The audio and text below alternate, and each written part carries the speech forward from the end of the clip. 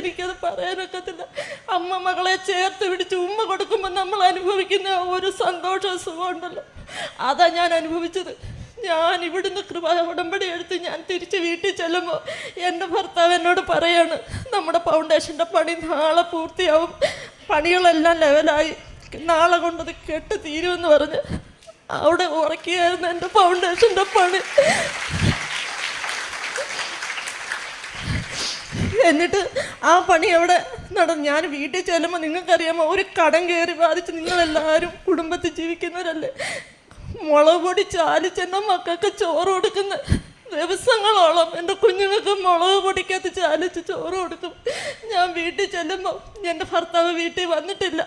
ഞാൻ ചെല്ലുമ്പോൾ 10 മണിയാകുമ്പോൾ എൻ്റെ ജീവിത പങ്കാളി കയറി വരുമ്പോൾ കൈ നിറച്ച് സാധനങ്ങളും വീട്ടിൽപ്പെട്ട എല്ലാ സാധനങ്ങളും മേടിച്ച് പറക്കി കാശുമായിട്ടാണ് വീട്ടിൽ